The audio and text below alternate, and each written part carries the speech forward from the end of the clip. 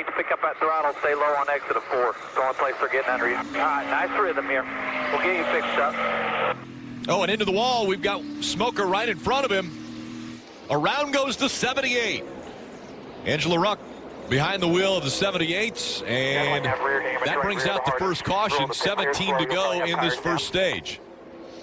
Riding along there, and we heard the communication that they were given to Brendan Gaughan. 6, you have to view this as an opportunity, but you can see right here, Angela comes into screen, and car just comes around on her.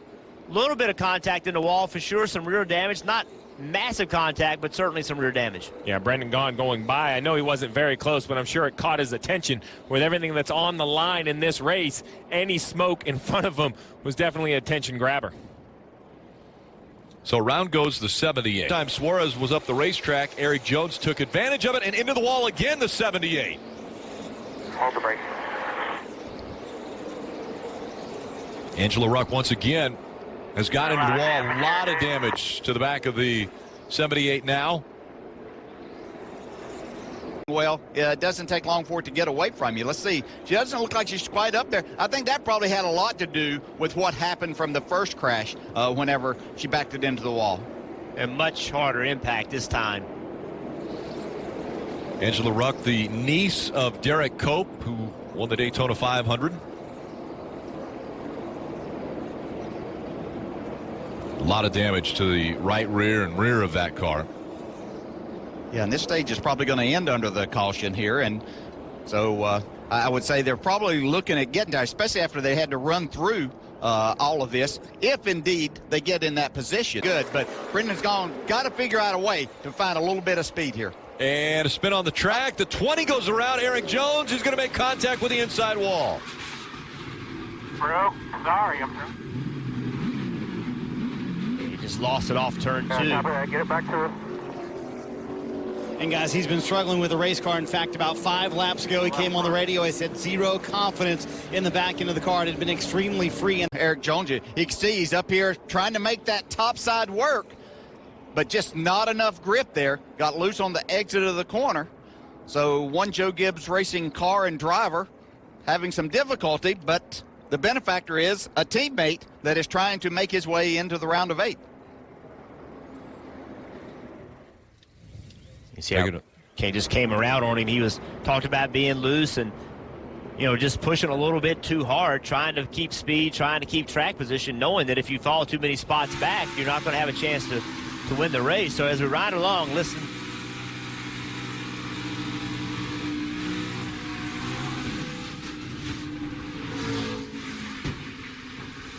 Yellow's out, back it down here, back it down. Spin it on the bottom track, it's clear. Yeah, the yellow's me, right? That's good job, man. Way to work there. You know, you heard him get in the throttle. He got free, and then he went back to the throttle, and then he got even more free, and it just went around on him. And so a rough ride for the 20, maybe an even rougher ride for the driver of the 70 standing by with Dave. It's Ty Dillon now in second. So we were just talking about that 5-car, Rick. So basically what he's done, I want to clear that up. He has an extra set of tires. Oh, around goes the 5. Michael Annette sliding sideways. That extra set of tires I was talking about, Rick, he's going to need them now. Caution. Oh, yeah, try and get a fire if you can. Still has not come out as he's turning back around. Smoke inside the cockpit. We got flat right front here, Jake. And no caution. They're still going. They continue to race. So listen to the 62 trying to take the position away from Ryan Reed.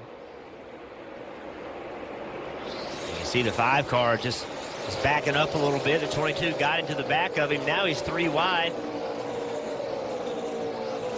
Got it straightened back out, but you can see they're just splitting him so much faster than he is on those old tires. Right there.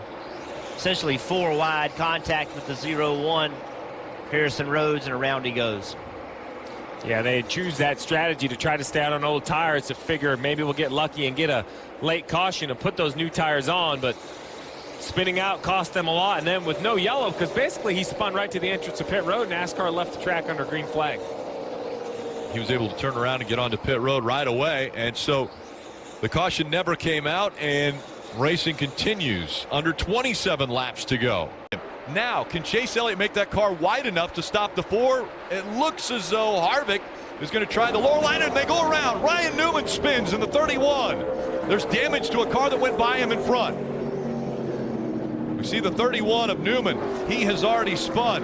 A lot of damage to the front and rear of that car. Coming to you, middle 3 and 4. Newman taken out of the playoffs a week ago at Dover, and you see the flames already rolling out of the right side. Oh, there, you got fire on the right front. There's a fire suppression system that's under the hood of these cars when they... Here they are, side by side. Looks like Ryan Newman exits the corner, and he's either pushing up the racetrack or doesn't know the 14's there, but he makes contact his right rear quarter panel to the left front of the 14, and that's it. I mean, they're too fast and too low of grip to be making contact at that point of the racetrack. It sends the 31 spinning, as you mentioned, damage to the left front of the 14, but he also got into the wall with the right side. Disappointing ending for the 31 of Ryan Newman. We'll see how bad the damage will be to the 14 of Clint Boyer if he is able to continue on and be competitive. Yeah, when you look at this, and you always have to think that there's blame to be put somewhere, but you can also just look at that when you're racing at high speeds at 160 miles per hour on the exit of the corner right there, sometimes you just run out of room. The driver on the inside, his car is washing up the track a little bit. He doesn't know that the car on the outside is coming as quick. Pern and Martin Truex, you know you have a yellow on the racetrack at 95. 95 goes around. That's Michael McDowell. And it looks as though unscathed.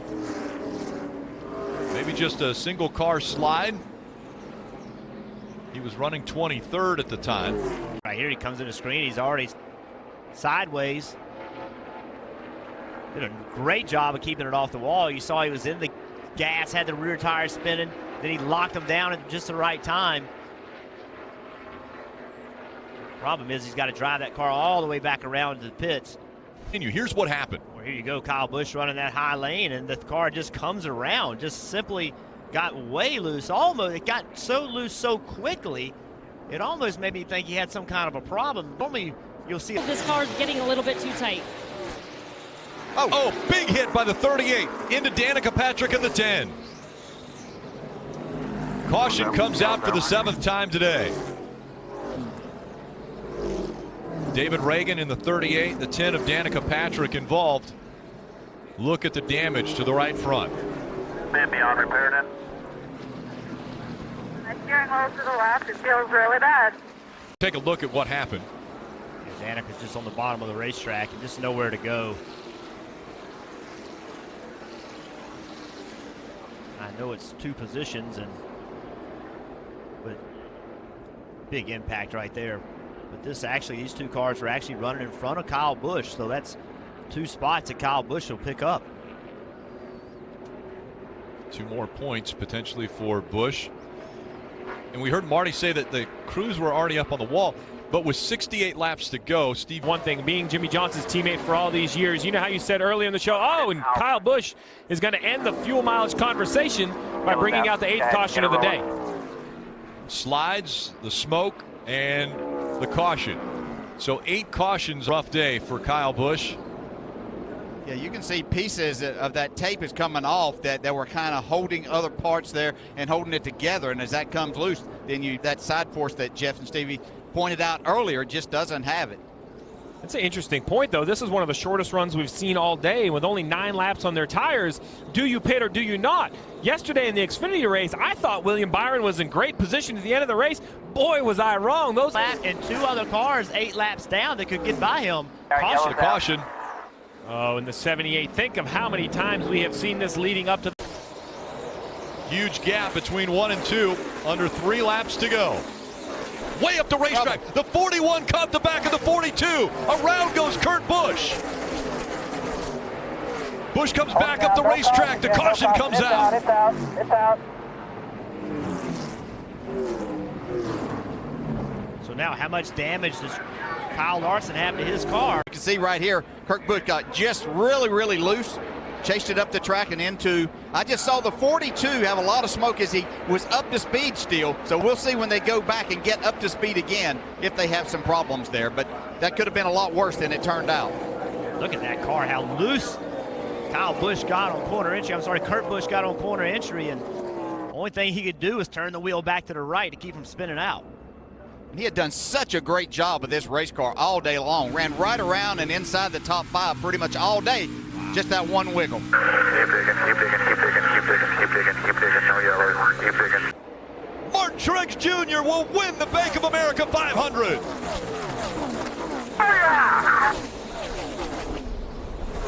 Big Rick over here on the front, Big Rick on the front. Chris Buescher sliding through the grass in the infield. Look at the end here and the chaos that ensued. There's a couple of teammates there, AJ and Chris Buescher. Battling for 17th.